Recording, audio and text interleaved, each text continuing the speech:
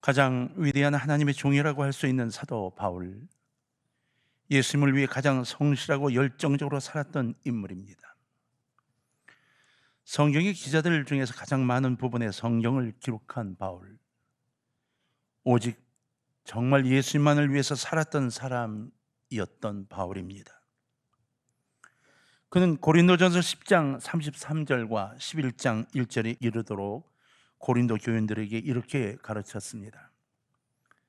나와 같이 모든 일에 모든 사람을 기쁘게 하여 자신의 유익을 구하지 아니하고 많은 사람의 유익을 구하여 그들로 구원을 받게 하라. 11장 1절은 더 놀랍습니다. 내가 그리스도를 본받는 자가 된 것 같이 너희는 나를 본받는 자가 되라. 바울만이 가르칠 수 있는 가르침입니다. 다메섹 사건 이후에 바울은 하나님과 예수님밖에 모르고 살았습니다. 정말 중심에 하나님과 예수님밖에 없었습니다. 그래서 이런 가르침 바울만이 가능했던 겁니다. 그러나 고린도를 향한 두 번째 편지에서 바울은 내 육체에 가시고 사탄의 사자를 주셨으니라고 고백하고 있습니다. 오늘 본문에서 가시라고 번역된 헬라어 스콜롭스는 실제로는 말뚝, 막대기 또는 나무 조각, 뾰족한 나무 조각 이런 의미로 사용되는 거예요.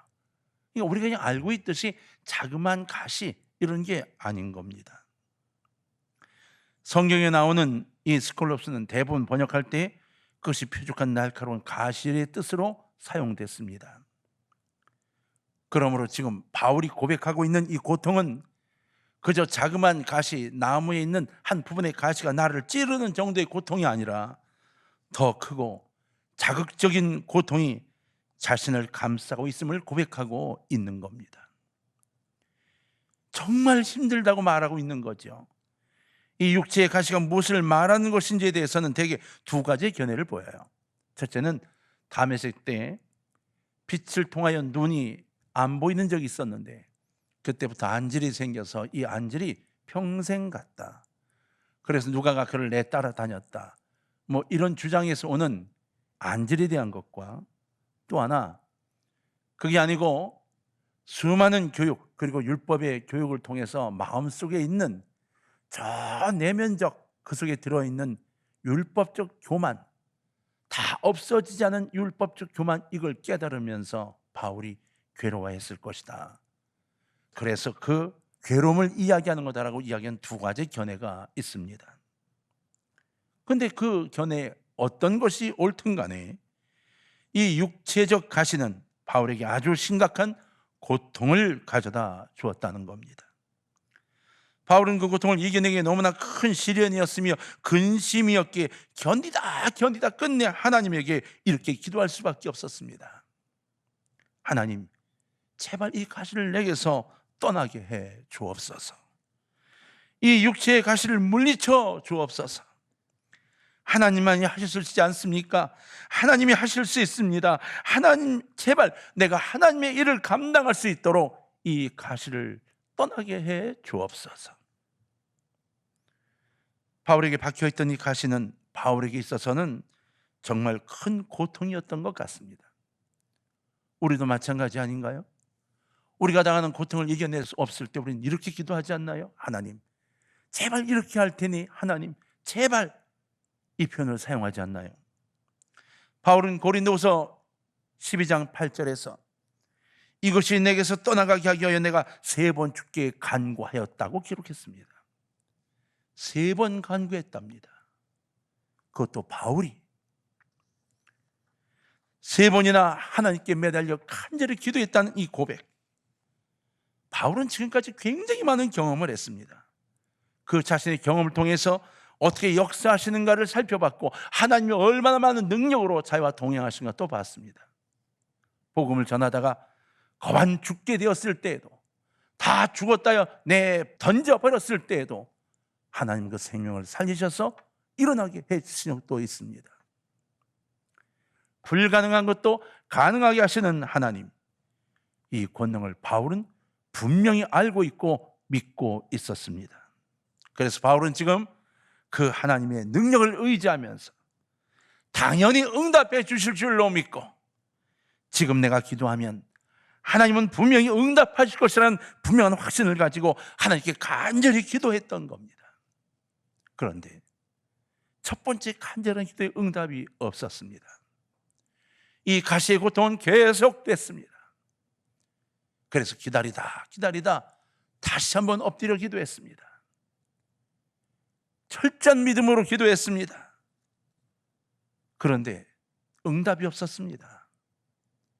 세 번째, 바울은 정말 간곡히 기도했습니다. 제가 하나님 회개하지 않은 것이 있나요? 하나님, 제가 주님께 온전한 기도를 드리지 못했나요? 별 생각을 다 했을 것 같습니다.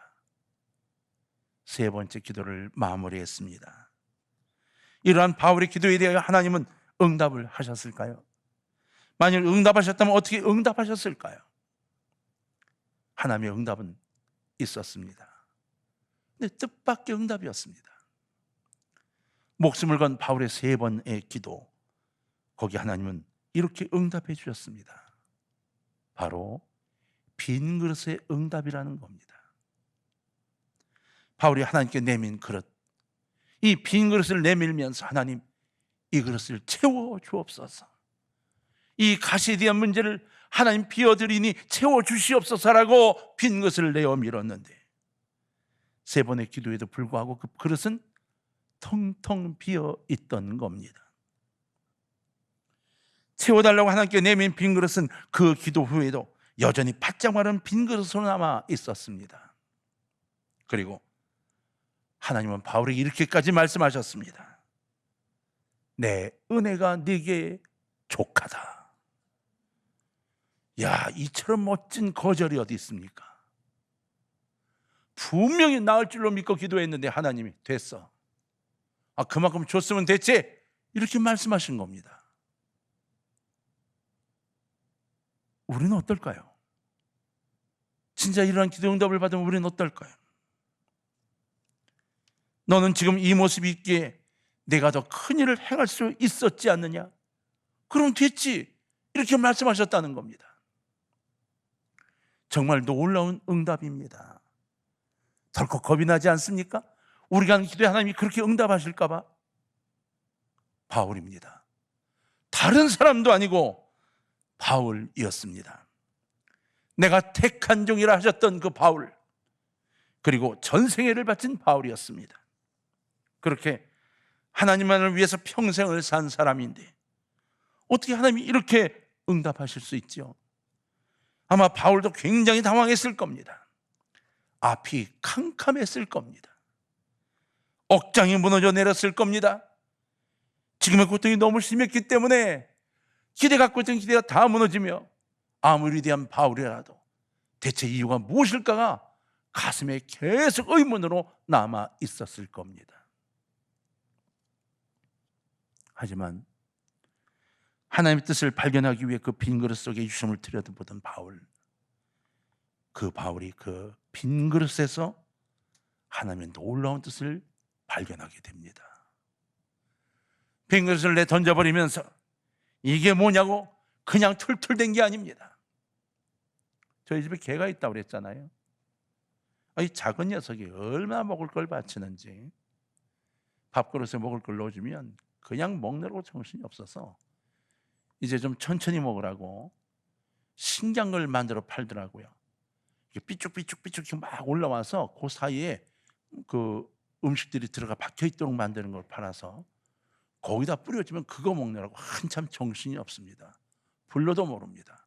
근데 그냥 일반 스텐 그릇에 주면 얼른 후다닥 먹어버리고 밥그릇을 물고 일로 던지고 절로 던지고, 빈 그릇이라고요. 우리도 혹시 그러지 않나요?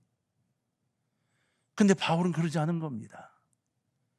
왜 빈 그릇으로 응답하셨을까를 고민한 겁니다. 그리고는 큰 뜻을 발견하죠. 약한 데서 강해지는 하나님의 섭리가 그 안에 있음을 발견하게 됩니다. 내가 다 할 수 있다고 교만해진 사람, 그 사람은 하나님을 필요로 하지 않습니다. 바울은 지금 그 빈 그릇을 바라보면서 빈 그릇 속에 응답하시는 하나님의 뜻을 분명히 깨닫기 위해 기도하고 있습니다. 그만하면 됐다고 돌려보내신 하나님의 빈 그릇, 그 빈 그릇을 유심히 살펴보던 바울은 이제 더 큰 깨달음을 얻으며 오히려 기뻐하게 되고 감사하게 되고 하나님께 고백을 시작하게 됩니다. 고린도후서 12장 9절 한번 보면 이렇게 고백하고 있습니다. 내게 이르시기를 내 은혜가 내게 족하도다. 이는 내 능력이 약한 데서 온전하여짐이라 하신지라. 이러므로 도리어 크게 기뻐함으로 나의 여러 약한 것들이 대하여 자랑하리니 이는 그리스도의 능력으로 내게 머물게 하려 함이라. 이어서 10절입니다. 그러므로 내가 그리스도를 위하여 약한 것들과 능력과 궁핍과 핍박과 곤란을 기뻐하노니 이는 내가 약할 그때에 곧 강함이니라. 이 역설적인 고백은 바울뿐만 아니라 바로 우리 그리스도인 모두의 고백이 되어야 한다는 것입니다. 우리는 여러분 이 역설적 고백에 다가설 믿음을 갖고 있지 못할 때가 많습니다. 왜 하나님 내가 달라고 한 것이 이것인데요, 이게 무엇이에요? 약할수록 강해지다니요 라고 반문할지 모릅니다. 여러분, 바울은 가시를 제거해달라고 기도했지만 하나님은 그 가시에 대하여 참아내고 이길 수 있는 힘을 바울에게 허락해 주셨던 것입니다. 양희은이라는 가수가 있습니다. 1970년 초에 암에 걸리죠. 60년대 말 암에 걸려서 뉴욕에 있는 암센터에 수술을 하고 그리고 재활센터에 있게 돼요. 그 재활센터의 벽에 기도문이 하나 쭉 적혀 있습니다. 그 기도문에 큰 감명을 받은 양희은이란 이분이 그 기도를 그대로 가지고 와서 녹음을 해서 기도란 제목으로 그 당시 이 톡송으로 만들어 내 보낸 게 있습니다. 근데 거기에 그렇게 말합니다. 내가 이렇게 해달라고 부탁하고 기도했는데 하나님은 더 좋은 걸 주셨다는 개념으로 쭉 이야기를 합니다. 암 재활을 하면서 그 글을 보고 큰 힘과 위로를 받았다는 거예요. 생각이 바뀐 겁니다. 맞습니다. 제거해 달라고 기도했는데 하나님은 제거해 주신 것이 아니라 그 가시에 대해 참아내고 이길 수 있는 더 큰 힘을 주셨다는 것입니다. 고통이 물러간 다음에 찾아오는 기쁨이 아니라 고통이 머물러 있어도 그 가시와 함께 찾아오는 기쁨을 발견한 겁니다. 그 가시로 인한 더 큰 기쁨을, 더 큰 감사를 발견한 거예요. 그래서 고린도후서 12장에서 바울은 가시와 함께 찾아오는 기쁨을 가지고 하나님을 찬송하고 있는 겁니다. 지금도 우리 가운데는 자신의 삶에서 가시의 고통을 당하고 있는 사람들이 분명히 있을 겁니다. 그 종류가 무엇이든 간에 이 가시 때문에 아주 괴로워하고 있을 겁니다. 하는 일마다 실패하고 그리고 깨어진 심령을 부둥켜 안고 상처와 수치와 슬픔에 빠져 어쩔 줄 모르는 분들이 분명히 있을 겁니다. 그러나 사랑하는 동강의 가족 여러분, 분명히 기억하십시오. 성경 속에는 고통과 실패를 경험하지 않았던 사람은 단 한 사람도 없다는 것을. 중요한 것은 동일한 아픔 속에서도 어떤 사람은 그 실패를 위대한 순간으로 전환시켰는가 하면 또 어떤 사람은 결코 회복하지 못하고 주저앉고 말았다는 것입니다. 여러분, 일어서시겠습니까? 주저앉고 말겠습니까? 고통과 실패와 아픔에 대해 하나님은 분명한 한 관점을 가지고 계십니다. 대부분의 그리스도인들은 자신들의 실패를 하나님의 관점으로 바라보지 못하고 있습니다. 인본주의적 입장에서 바라본다는 것이죠. 그래서 자꾸 질문하는 겁니다. 왜요? 라고. 우리에게 다가오는 고통, 근심, 그리고 이 가시는 그것 자체가 문제가 아니라 내 삶의 하나님의 뜻, 내 고통의 의미를 묻는 나의 삶의 자세가 문제라는 거예요. 하나님, 왜 이 일들이 제게 있을까요? 이것을 통하여 나에게 어떠한 기쁨과 감사함을 주시려고 하는 것인가요? 찾지 않는다는 겁니다. 왜 하나님 이 아픔을 주시나요? 대체 왜요? 라고 묻는다는 거예요. 문제가 문제인 것이 아니라 그 문제 속에서 말씀하신 하나님의 음성을 듣지 못하는 그 내 자세가 문제라는 겁니다. 가시가 문제가 아닙니다. 가시가 어떤 의미로 나에게 부딪혀 오는지 한 번도 고민하지 않는 것이 문제라고 하는 겁니다. 여러분, 빙점의 여류 작가 미우라 아야코를 아시죠? 이 미우라 아야코는 평생 동안 병을 몸에 달고 살았습니다. 처녀 시절 결핵을 앓게 됐는데 15년 결핵균을 갖고 있었습니다. 8년 동안 결핵이 척추에 들어가 척추병을 앓게 됐고요. 그래서 요양소에서 지내야 했습니다. 그 아름다운 처녀 시절에 요양소 생활을 한 겁니다. 파킨슨병과 여러 종류의 습진으로 피부 질환에 시달리며 살았습니다. 말년에는 암으로 오랜 세월을 고생했습니다. 대체 이 미우라 아야코를 가만 살펴보면 이 여자가 감사할 일이 뭐가 있지? 기뻐할 일이 뭐가 있지? 근데 그 빙점을 보면 우리에 대한 구속사에 대한 중심의 이야기가 이곳저곳에 숨어 나옵니다. 이러한 미우라 아야코는 고난 중에서도 고난의 깊은 의미를 발견하고 감사를 할 줄 알았던 여인이었습니다. 여러분, 그의 시 가운데 정말 가슴을 먹먹하게 하는 시가 한편 있습니다. 아프지 않으면 미우라 아야코, 아프지 않으면 드리지 못할 기도가 있다.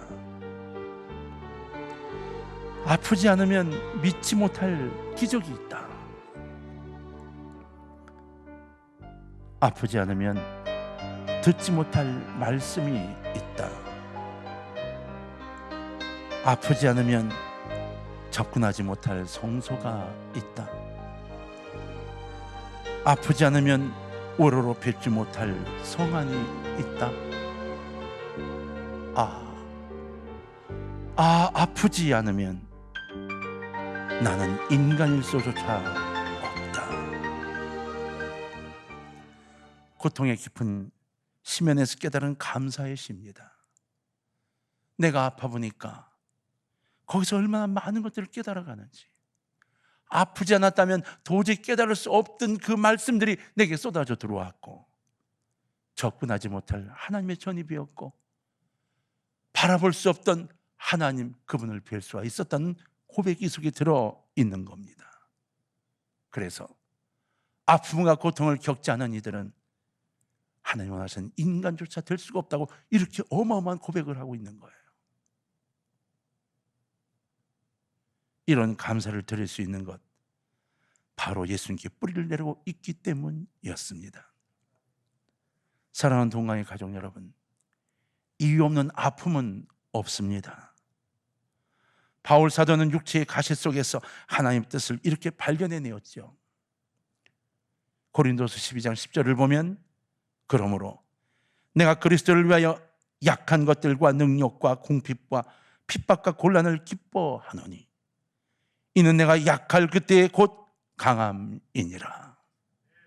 여러분, 누구에게서 능력을 당하고 계시나요? 놀림을 받아 견딜 수가 없나요? 손가락질을 받아 견디지를 못하나요? 나의 생활이 남들보다 궁핍하게 느껴져서 부끄러워 죽겠나요? 더 좋은 걸 먹고 싶은가요? 핍박과 곤란이 나를 감싸 더 이상 고개를 들지 못하게 하나요? 아닙니다. 이것을 기뻐하시기를 바랍니다. 왜냐하면 약할 그때에 하나님께서 나를 강하게 만들어 주시기 때문입니다. 내가 원하는 것을 얻으면 응답이고 얻지 못하면 응답이 아니라고 말하는 신앙은 지극히 어린아이 같은 이기적인 신앙입니다. 신앙은 무엇인가 내가 가질 수 있는 소유의 개념이 절대로 아닙니다. 사랑하는 동강의 가족 여러분, 감사와 기쁨은 상처 속에서 아름다움을 보게 해주는 하나님의 축복임을 믿으시기를 바랍니다. 깊은 감사와 기쁨은 우리의 깊은 영적 눈을 열어줍니다. 이렇게 성숙하고도 속 깊은 신앙이 여러분의 신앙이 꼭 되어서 어떤 고난에 처하든지 무슨 문제가 있든지 하나님 아버지의 뜻을 깊이 깨닫고 그 주님의 능력 안에서 세상을 넉넉히 이겨나가고 또 넉넉히 살아갈 수 있기를 주의 이름으로 축원합니다. 내 자신을 한번 돌아보십시오. 그리고 내가 내 발끝을 바라보고 있는가, 하늘을 바라보고 있는가를 돌아보세요. 어릴 때 극동방송 초창기 방송하던 그 방송국 앞들이 지금도 눈에 선합니다. 한참 뛰어놀다가 앞들 그 담을 걷어차버렸습니다. 발톱이 빠졌죠. 얼마나 세게 찼는지.